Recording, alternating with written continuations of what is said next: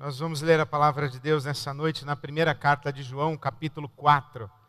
Primeira carta de João, capítulo 4.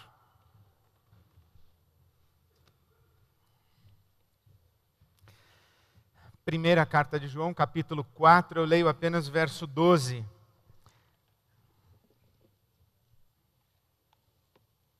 Você que não está muito familiarizado com a Bíblia Sagrada, é lá no finzinho.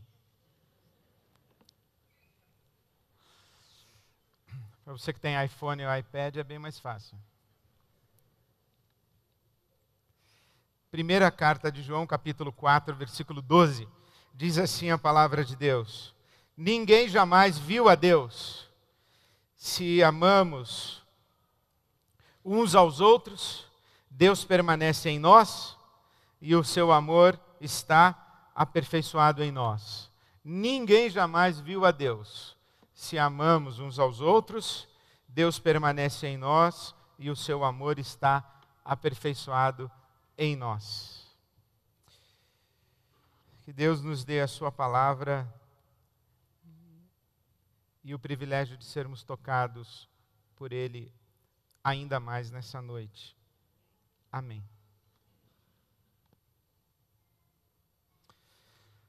Onde está Deus? Esta é uma pergunta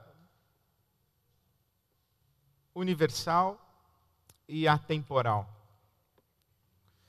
Esta afirmação do apóstolo João, a primeira frase desse versículo que acabamos de ler, ninguém jamais viu a Deus, é uma constatação angustiante. Diz para nós que Deus não é óbvio. Deus não é alguém com quem esbarramos no meio da rua, alguém que enxergamos facilmente, uma voz que ouvimos. Por exemplo, se você chegar aqui próximo final de semana dizendo, eu estava no metrô e Deus falou comigo, muito mais provavelmente você será considerado um eventual paciente psiquiátrico do que uma pessoa de fé ou piedosa. Nós não ouvimos a voz de Deus por aí, nós não encontramos com Ele a toda hora, nós não o percebemos sempre. Aliás, diz a palavra de Deus isso, que andamos por fé e não por vista.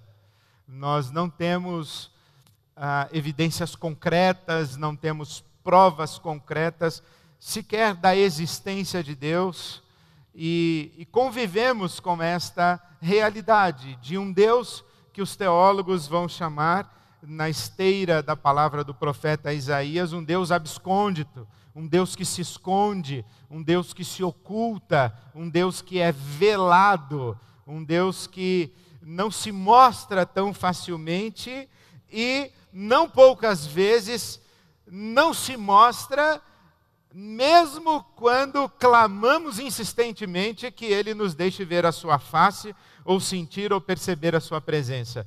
Eu, por exemplo, convivo com esta sensação da ausência de Deus muito na minha vida. Quando eu escuto pessoas dizendo, estamos sentindo a presença de Deus, não raras vezes eu tenho vontade de olhar para o lado e falar, eu não, você está? Eu não estou sentindo a presença de Deus. Eu não vi Deus essa semana. Eu tenho uma razoável inveja das pessoas que conseguem falar de Deus com essa intimidade que parece que Ele é o vizinho da porta do lado ou é um habitué da casa. Deus fez isso, Deus fez aquilo, Deus falou assim, Deus me livrou, Deus providenciou, Deus, o tempo inteiro. Eu falo, não, esse pessoal vê tanto Deus, ouve tanto Deus, eu gostaria que na minha vida fosse assim. E eu me consolo com a palavra de Deus, porque a Bíblia Sagrada diz que até mesmo os homens mais íntimos, mais próximos de Deus, conviveram com profundas angústias de sensações da ausência de Deus, da falta de Deus. O salmista, por exemplo, diz, como o servo clama pela corrente das águas, assim suspira minha alma por ti, ó Deus. Então, assim, essa sede de Deus, essa fome de Deus, essa angústia de Deus, o salmista gritando, até quando o Senhor vai manter a sua face escondida? Até quando eu vou clamar e o Senhor não vai responder? Eu tenho uma desconfiança com razoável probabilidade de confirmação de que você tem mais experiência de sentir que Deus demora em responder a sua oração do que em contar experiências de que Deus estava ali inequivocamente, você sentiu, ouviu, percebeu e foi tocado e visitado por Deus. Eu consigo contar nos dedos as vezes em que eu vivi experiências da presença de Deus e que eu não tive dúvidas de que Deus estava comigo. Esses momentos chamados de epifania. Se você vai olhar, por exemplo, para Moisés, são 3 ou 4 ou 5 narrativas. Moisés atravessa 40 anos no deserto, mas a presença de Deus é nítida para Moisés muito poucas vezes. Se você encontra, por exemplo, o apóstolo Paulo, ele diz que no momento da sua maior aflição e da sua angústia, em que ele chega inclusive a desesperar da vida, ele acha que vai morrer, se é que ele não desejou a morte naquele momento de sofrimento quase insuportável. Então esses homens da Bíblia Sagrada, eles convivem muito com a ausência de Deus. E a pergunta é, onde está Deus?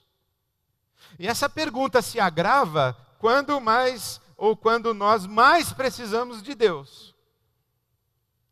Tanto é que Israel precisa responder essa pergunta não poucas vezes para as nações vizinhas. Israel vivendo uma derrota militar e um fracasso na guerra, Israel sendo oprimida pelas nações adversárias, Israel sendo objeto do escárnio, da descrença das nações vizinhas, e as nações dizem, onde está Deus?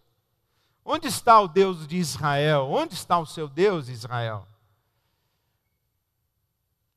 E se formos honestos com a nossa própria consciência, e formos honestos para com Deus, todos nós aqui, com certeza, gostaríamos que Deus fosse mais evidente do que Ele tem sido. A pergunta, portanto, onde está Deus, não é uma pergunta descabida, talvez seja uma das mais relevantes que nós podemos fazer hoje. E a pergunta sobre onde está Deus é uma pergunta que exige a nossa resposta como cristãos e filhos de Deus no mundo em que nós vivemos. Por isso é que a Bíblia Sagrada vai oferecer algumas possíveis respostas para onde está Deus. Por exemplo, a primeira resposta que a Bíblia vai oferecer para nós é que Deus está lá em cima. Deus está nos céus. É assim, por exemplo, que o salmista responde. Quando as nações perguntam onde está o nosso Deus, nós respondemos, no céu está o nosso Deus e tudo faz como lhe apraz. Tudo faz como Ele bem quer. Deus está lá em cima, porque Jesus nos ensinou a orar dizendo, Pai nosso que está nos céus. E os céus para nós estão lá em cima. Nós, quando falamos a respeito de Deus, olhamos para cima. Nós temos inclusive essa expressão popular, o cara lá de cima.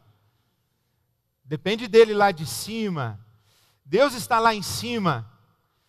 Essa é uma construção da cosmogonia medieval, por exemplo, os céus em cima, a terra aqui no meio e o inferno embaixo.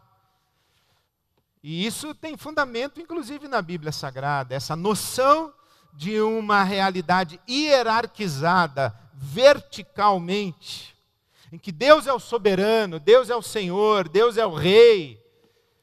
Mas é muito interessante que, se é verdade que Deus está lá em cima, também é verdade que Ele que habita com o santo, e que Ele que habita no alto e no sublime, também habita com o humilde e quebrantado de coração e com o contrito. Se é verdade que Deus está lá em cima, e Ele é um Senhor, um soberano, um rei, um general de exército com os seus comandados abaixo, um rei com os seus súditos, um senhor com os seus escravos que existem para fazer-lhe as vontades, também é verdade que não são estas as figuras mais excelentes da relação de Deus conosco, porque Deus é nosso Pai. E foi assim que Jesus nos ensinou a invocá-lo. Pai nosso. E pai não é uma relação de hierarquia, é uma relação de afeto. Tanto que a palavra de Jesus não é pai, não é Senhor meu pai, é Abba, é a fala afetiva da criança, é o nosso Abba, o nosso Pai celestial.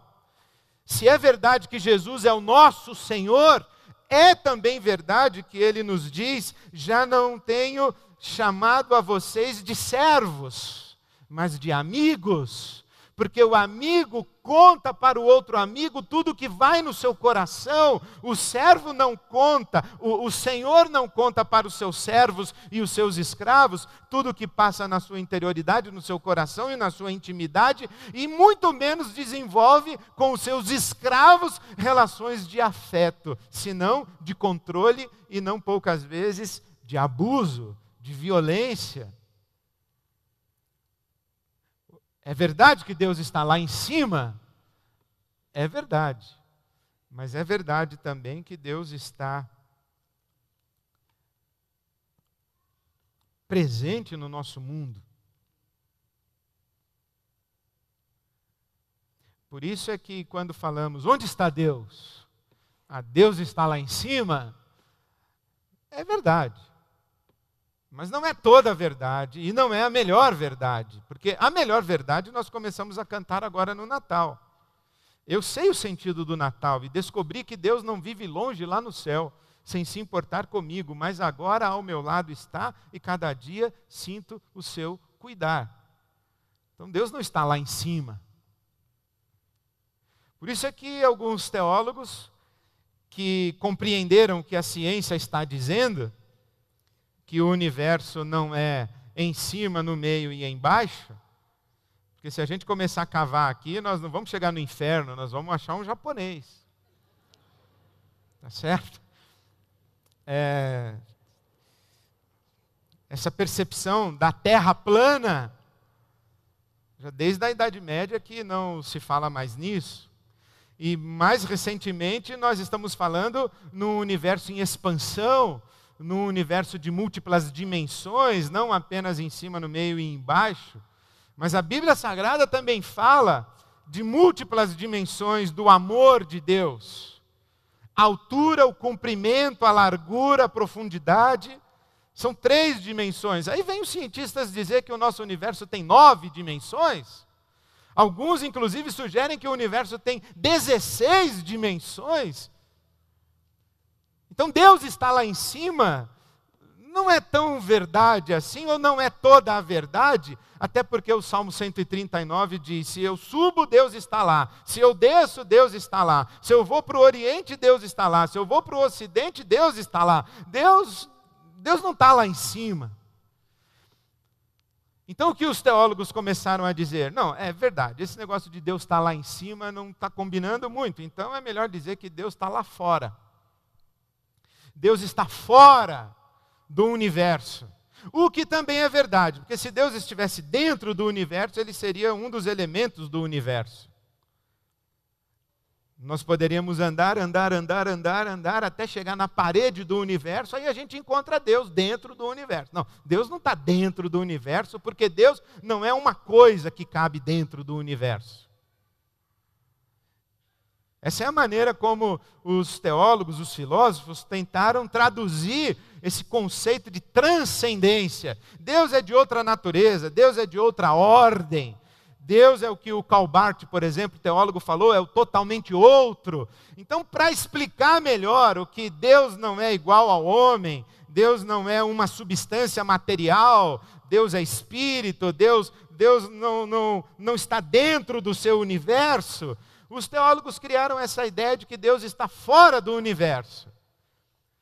O que no sentido de transcendente e ser de uma ordem, de uma natureza diferente do universo, está certo, mas não está totalmente certo, porque o Deus se fez carne e habitou entre nós, e Ele veio morar aqui, armou a sua tenda entre nós.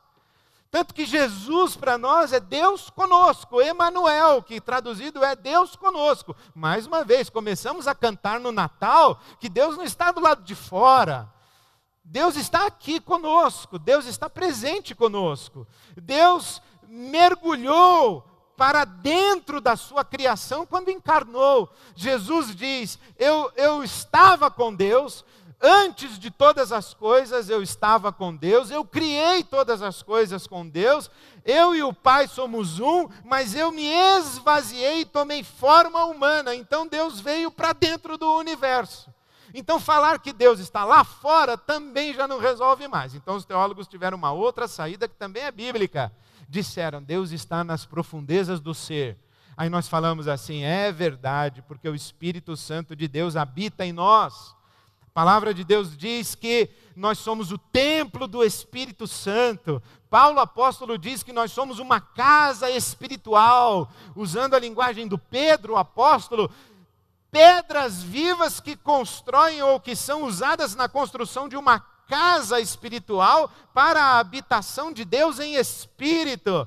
E Deus vive em nós. Esse é um grande mistério que a Bíblia Sagrada revela. O apóstolo Paulo fala em Colossenses capítulo 1, dizendo que é um grande mistério que agora foi revelado, é que Cristo está em nós, e essa é a nossa esperança gloriosa. Então falar que Cristo está em mim, é verdade, é muito verdadeiro isso, tanto que é uma intuição não apenas nossa, dos cristãos, mas também as religiões orientais. Eles têm o hábito de se cumprimentarem uns aos outros, fazendo esse gesto e se inclinando um na direção do outro, significando o Deus que está em mim, saúda o Deus que está em você. Eu acho bonito esse negócio. Deus realmente habita a intimidade do ser humano. Evidente que não estamos falando de um lugar geográfico, né? Se você tirar o seu sangue, pegar os seus neurônios, pegar os ingredientes que compõem o seu corpo físico, não tem lá Deus, um pedaço de, isso aqui não é o Ed, não é Deus, põe para cá. Não, não é isso que nós estamos falando, que Deus está dentro de mim. Mas Deus habita as minhas profundezas. Então são formas diferentes de falar de onde está Deus. Se você falar Deus está lá em cima, é verdade, mas não é toda a verdade. Se você falar Deus está lá fora do universo, é mais ou menos verdade, porque a Bíblia Sagrada diz, o apóstolo Paulo citando os poetas gregos, ele diz que os poetas gregos e os filósofos gregos já intuíam que em Deus nós somos, nos movemos e existimos, nós existimos dentro de Deus, não existe um fora de Deus. Se Deus está fora do universo, o universo também está fora dele, fora de Deus nada existe. Então nós estamos... Você está entendendo? Bom, são formas de tentar responder essa pergunta. Onde está Deus? Porque ninguém viu Deus mesmo. Aí a gente tenta explicar onde que está Deus. Lá em cima, lá fora, dentro de nós, tudo isso é verdadeiro, parcialmente compreensível, mas tem uma revelação da palavra de Deus e do Evangelho que é inequívoca para nós e que é a nossa esperança, a nossa fé, a nossa confiança e para muitos de nós a nossa experiência. É que Deus não está apenas lá em cima, lá fora e aqui dentro, mas Deus está nas relações de amor. Porque Deus é amor. E se Deus é amor, Deus é necessariamente relação. Por isso que o Senhor nosso Deus não é o Yahvé solitário, nem o Alá solitário. Também não é um Buda ou um Krishna como um estado máximo de ser. O nosso Deus é Pai, Filho e Espírito Santo. Uma comunhão perfeita de 3 pessoas que vivem uma relação de amor desde toda a eternidade, relação esta de onde nascemos nós, nesse ato criativo de Deus. Porque como disse o profeta popular, nosso poeta, o amor não cabe em si. E o outro poeta, profeta, disse, e a vida o que é? Diga lá, meu irmão. É um gesto do Criador, numa atitude repleta de amor. O amor não cabe em si. O amor se dá. O amor se doa. Nada mais coerente do que afirmar que Deus é uma relação de amor eterna, pura, perfeita, santa, e que nós, que nascemos de Deus e fomos criados à imagem de Deus, somos também seres chamados e vocacionados para as relações de amor. E que quanto mais verdadeiras as nossas relações de amor, mais de Deus nós experimentamos. O oposto é verdadeiro. Quanto mais egoísmo, quanto mais individualismo, quanto mais privatismo, quanto mais isolacionismo, essa é a minha vida, ninguém tem nada a ver com isso, cada um com seus problemas, ou como diz um amigo meu, você para mim é problema seu. Quanto mais disso, menos de Deus. Quanto mais longe de você eu estou, mais longe de Deus eu estou. Não necessariamente longe de Deus, mas com certeza, absolutamente, mais longe da experiência de Deus. Da possibilidade de experimentar Deus, de perceber Deus, de sentir Deus, como nós estávamos falando no início. Talvez por que a nossa sensação de um Deus ausente? Não se explicaria por isso que nós queremos buscar Deus lá em cima, queremos buscar Deus lá fora, queremos buscar Deus aqui dentro, quando Deus está na face do nosso irmão, do nosso vizinho, do nosso próximo? Deus está nas relações de amor. É aí que experimentamos Deus, nas relações de amor. E veja, relações de amor são relações de desinteresse, são relações de pureza, de autodoação desinteressada. Talvez por isso seja tão raro a gente ter essa experiência de que Deus está aqui. Porque é muito raro que a gente esteja esvaziado dos nossos próprios interesses. Mas veja o que diz a palavra de Deus: ninguém jamais viu a Deus, mas se amamos uns aos outros, Deus permanece em nós e o seu amor é aperfeiçoado em nós. É quando nos encontramos em relações de amor que somos ao mesmo tempo inundados de amor. E quanto mais inundados do amor de Deus, mais nos encontramos em relações de amor. Quanto mais nos esquecemos de nós mesmos, mais experimentamos de Deus. Poucos dias eu comentava com a Silvia, minha esposa, que fui almoçar com um amigo, e ela perguntou como foi. Eu disse assim, ele falou o tempo inteiro. E você sabe que amigo é uma pessoa que você procura quando precisa dela, né? Você não precisa, você não liga. Então esse meu amigo é assim, quando eu preciso dele, eu ligo para ele. Eu falo, estou precisando falar com você. Tenho coisas para te contar, eu tenho perguntas para te fazer, eu preciso de alguns conselhos, então fui atrás do meu amigo. Fui lá naquela expectativa de dizer para ele, você é uma pessoa que eu admiro, prezo, e de fato é um homem sensato, cheio do Espírito Santo, um dos meus conselheiros. Eu falei, olha, eu gosto tanto de você que eu escolhi você para ficar me ouvindo agora. Umas 2 horas e ainda me dar conselhos, me ajudar a tomar decisões, me ajudar. Deve preencher um chequinho também. E aí estou eu lá diante do meu amigo e ele começa a falar. E ele começa a falar e ele continua falando. E já passou a salada. E ele está falando. E eu já estou vendo que o prato já está sendo servido. Ele não para de falar. E eu até estranhei porque ele não é muito de falar. E ele continuou falando, e eu falei, daqui a pouco vai vir a sobremesa, o cara ainda está falando, e o café, e eu não vou falar nada, e eu com as minhas perguntas, os meus problemas para resolver. E num determinado momento foi como se Deus falasse assim comigo, Ed, dá para você esquecer de você um pouco? Dá para você esquecer dos seus problemas, da sua agenda, dos seus interesses, das perguntas que você tem para fazer, da ajuda que você precisa. Você não pode aqui ficar e dedicar o seu tempo, a sua atenção, o seu ouvido.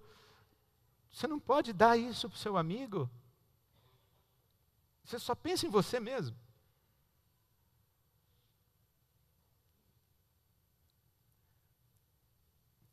E nessas horas eu lembro de João 4,12.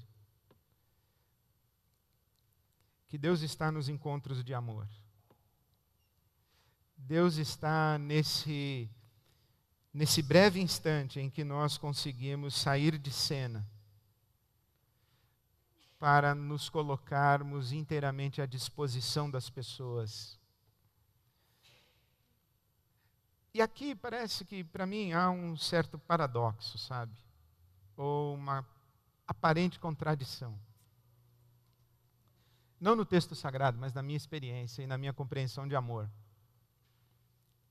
Primeiro que essa semana eu estava conversando com outro amigo e a gente estava dizendo o seguinte: como arrancar dinheiro de vocês.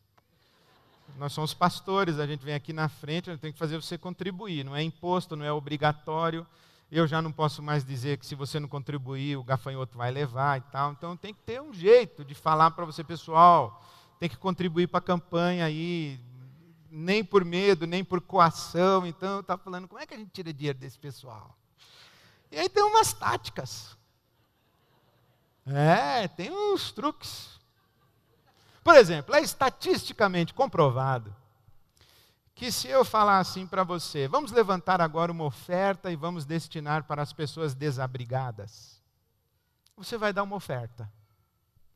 Mas se eu trouxer aqui a irmã Maria, uma senhorinha, com 3 adolescentes e um garotinho de colo, no colo de uma adolescente, falar, irmã Maria, a casa dela pegou fogo, irmãos.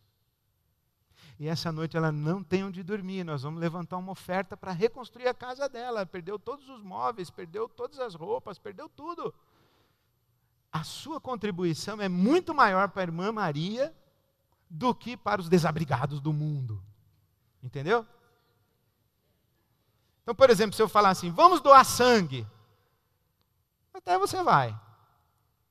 Mas se eu falar, vamos doar sangue para o irmão José, pai do irmão João, que canta no nosso coro, e que está aqui, lembra do irmão José, aquele que veio aqui, aí todo mundo conhece o irmão José, aí vai ter um monte de gente doando sangue para o irmão José. Mas doar sangue assim para São Paulo? São Paulo.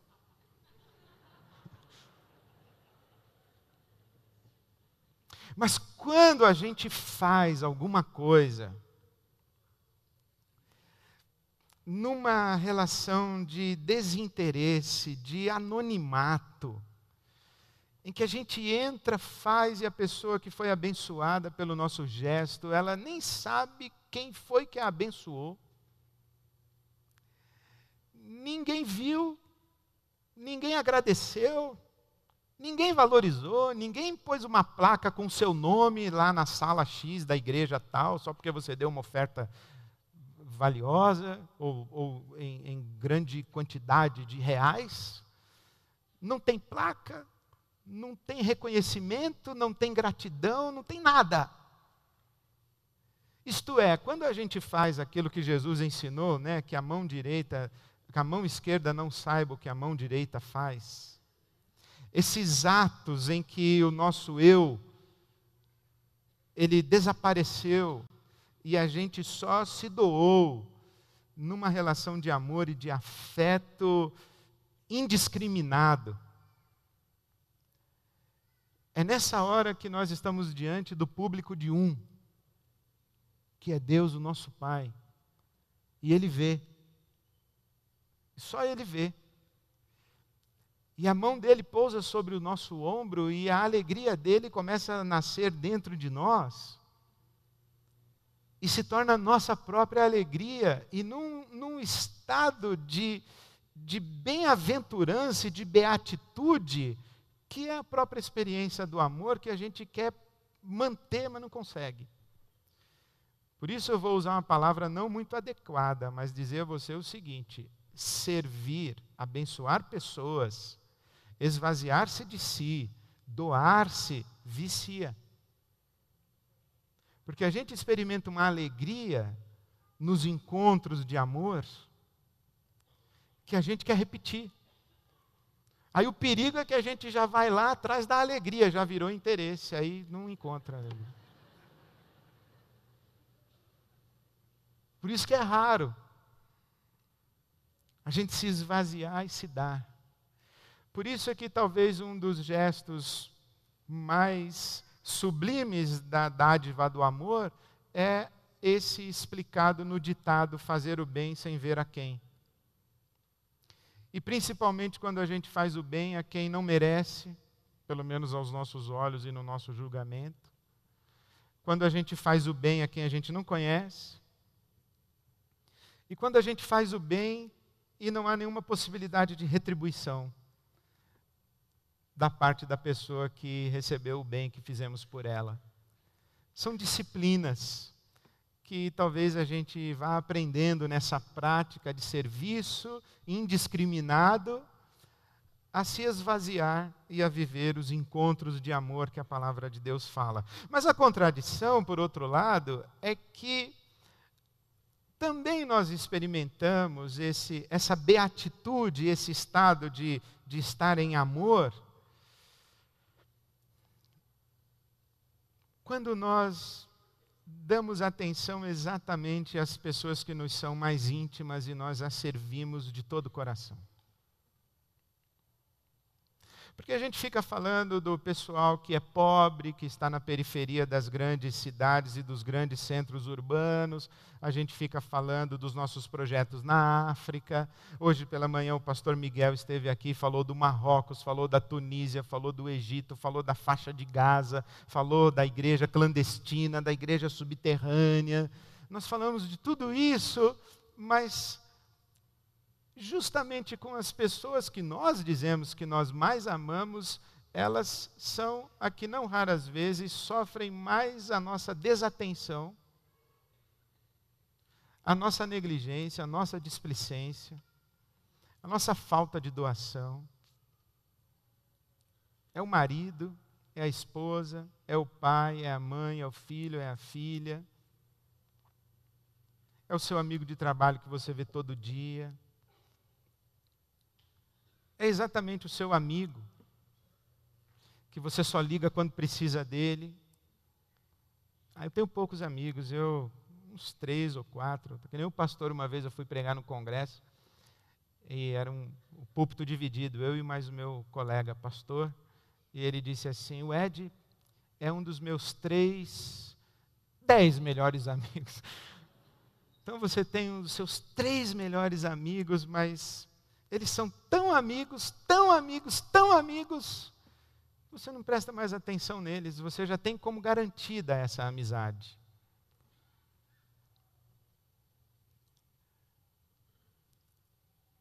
A esposa, o marido, amor conquistado, amor tomado por garantido. Veja como nós somos menos educados, justamente em casa, mais displicentes, não raras vezes mais indiferentes. Por exemplo, nós homens temos dificuldade de descobrir ou de perceber quando elas cortaram o cabelo. Que dirá quando elas estão tristes?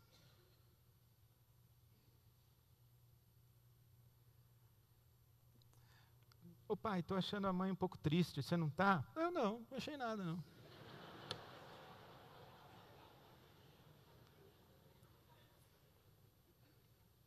Sua esposa volta de uma consulta médica, você não pergunta como foi. Porque você não perguntou, ela liga para a irmã dela para contar como é que foi. Ela liga para a amiga dela para contar como é que foi. Aí a amiga dela diz assim: eu vou com você quinta-feira que vem. E você nem sabe que tem quinta-feira que vem e tem consulta.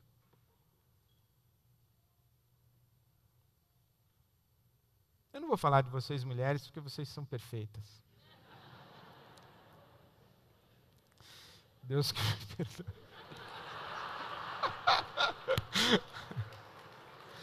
Mas olhe,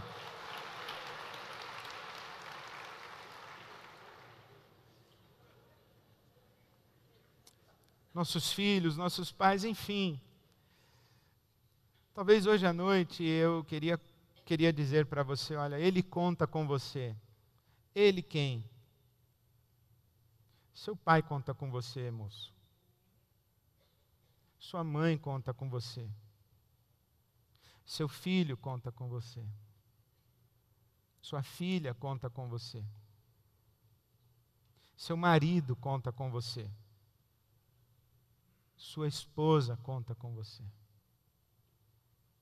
Seu melhor amigo, a sua melhor amiga, eles contam com você. Quando falamos Ele conta com você, nós não estamos fazendo uma campanha para os sofredores do mundo.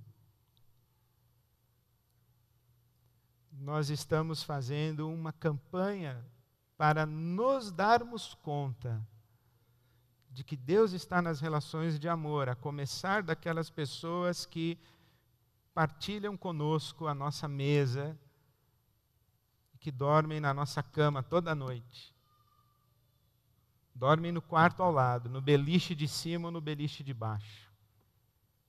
Sua sogra conta com você. Seu sogro, seu genro, sua nora, eles contam com você.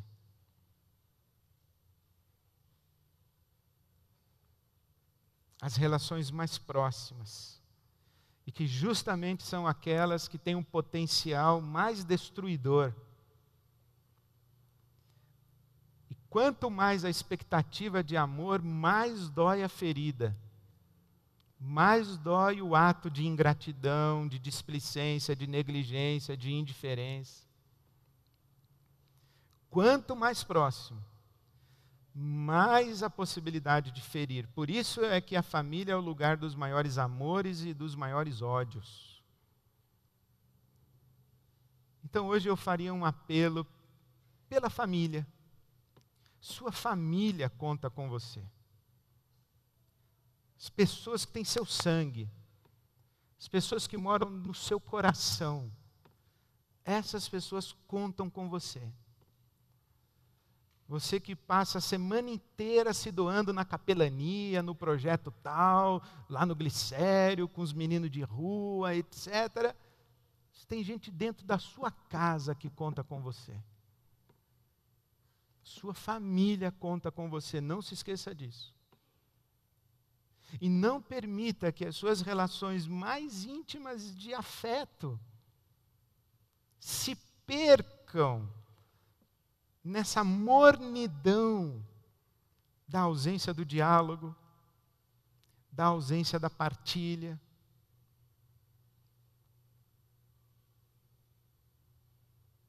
Coisa triste quando a gente vai num restaurante e vê um casal jantando, almoçando, os dois, eles não têm assunto. Eles jantam os dois, eles não conversam a noite inteira, eles trocam ideia com o garçom. E o casal, se não sair com mais uns 3 ou 4 casais, não tem assunto. Como que aconteceu isso? Que distanciamento foi esse? Eu tentei falar e ela não ouviu e eu desisti de falar?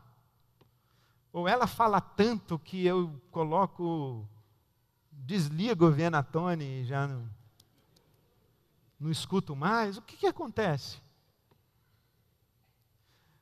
Por que os filhos dos nossos amigos, por que os amigos dos nossos filhos sabem mais a respeito deles do que nós?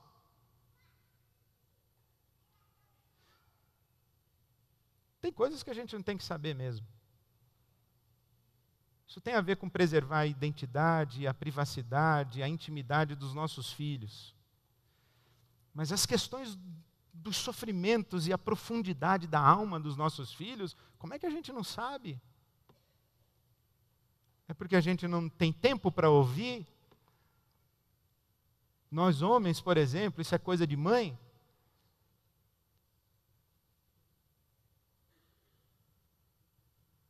Tem um amigo querido que faleceu recentemente, e ele me ensinou o seguinte: organizar a minha casa. Ele falou: Ed, lá em casa é o seguinte, eu cuido dos grandes temas, a minha esposa dos temas pequenos. Minha esposa cuida das crianças, escola, aluguel, conta de luz. E eu cuido das questões macro, petróleo, aquecimento global, crise no Oriente Médio, eu me envolvo com essas coisas. Parece mesmo. Parece mesmo que as informações da Folha de São Paulo, do Estado de São Paulo, das revistas semanais e do Jornal Nacional, são muito mais importantes e relevantes de como foi o dia na escola do filho.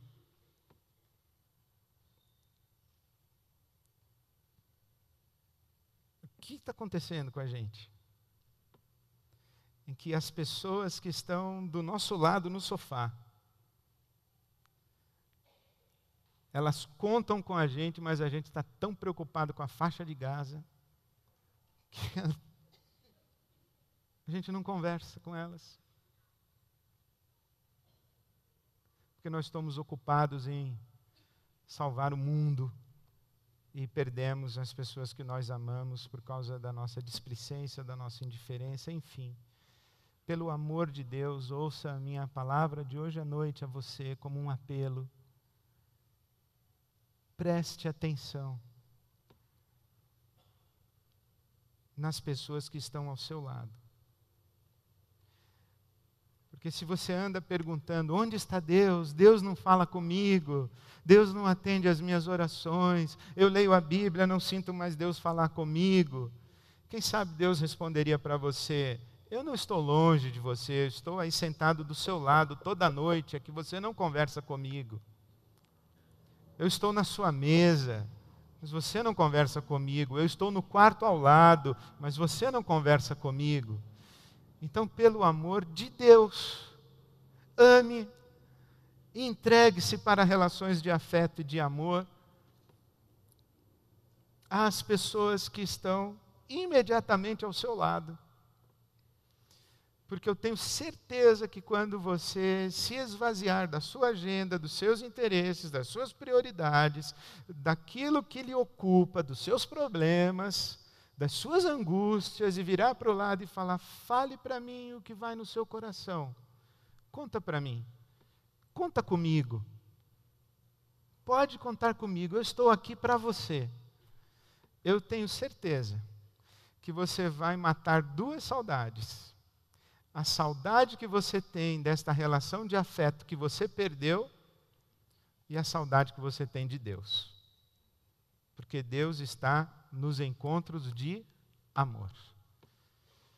E eu queria que nós terminássemos cantando e eu queria fazer um apelo nessa noite, que você saísse do seu lugar e viesse aqui à frente e que você dissesse, hoje à noite você vai dizer assim, Deus, a gente tem ouvido aqui que as ONGs contam com a gente, o mundo conta com a gente, a Secretaria de Segurança Pública conta com a gente, mas Deus, hoje eu venho trazer aqui diante do Senhor, em intercessão e súplica, a minha família, o meu casamento, a minha esposa, meu marido, meu filho, minha filha. Você vai dizer assim, realmente eu estou muito distante. Estou muito distante dessa pessoa que eu amo tanto. Como foi que eu permiti esse distanciamento todo? E eu queria que você desse um primeiro passo para encurtar a distância, para ir buscar de volta o afeto, aquele primeiro amor que a gente perde não só em relação a Deus, mas a gente perde o primeiro amor também pelas pessoas do nosso dia a dia. Seu filho que é mais um peso do que uma alegria, não permita isso no seu coração. Seu pai, sua mãe, que é mais um peso do que uma alegria, não permita isso no seu coração. Quantos conflitos familiares começam a se avizinhar com Natal e Ano Novo? É na casa de quem? Com quem? Que mesa? Quem vai estar lá? deixe seu coração ficar frio, vazio, indisponível.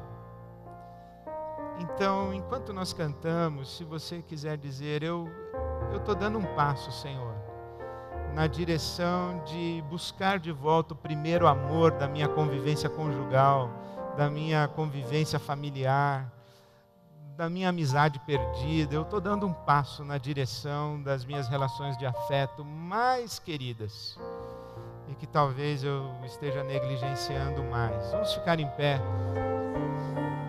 Deus nosso Pai, obrigado pelo teu rio de amor que nos alcança, que nos alcançou, que nos tem alcançado a cada dia. Muito obrigado, Senhor. E vimos nessa noite de louvor e de exaltação ao Senhor, clamar por esses milagres, os milagres prometidos na tua palavra.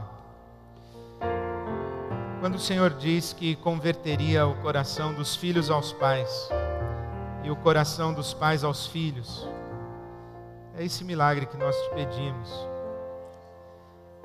Converte, Senhor, o coração dos maridos às esposas, das esposas aos maridos. Converte, Senhor, os nossos corações de família, não apenas a Ti, mas uns aos outros. Sopra o Teu Espírito sobre as nossas casas, ó Pai. Faze das nossas casas um lugar de compaixão, de compreensão, de perdão, de reconciliação, de atenção mútua, de cuidado mútuo, Senhor. Faze de nossas casas, de nossas famílias, esses ambientes do Teu amor, que haja liberdade, liberdade para sermos nós mesmos, sem o medo da rejeição, sem o medo da violência, sem o medo do abuso, a liberdade do amor. Sopra o Teu Espírito nas nossas casas, Pai, nas nossas famílias. Busca os que nós amamos através de nós. Coloca em nossa boca a palavra de sabedoria, cheia de graça, de amor e de afeto, de compaixão, de desejo mesmo, de serviço. Pai, nós te pedimos e consagramos as Tuas mãos às nossas famílias, para que possamos dizer juntos com alegria: eu e a minha casa servimos ao Senhor. Faze esse milagre, Senhor, nas nossas casas.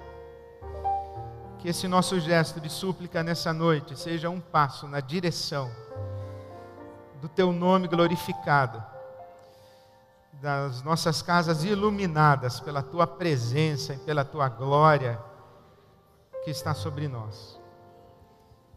Clamamos assim, Pai, que esse Teu rio de amor passe lá em casa e na casa de cada um dos meus irmãos e de todos aqueles que invocam o Teu nome agora, onde quer que estejam, para a Tua glória, Senhor, em nome de Jesus. Amém. Tua Amém. fonte, Senhor,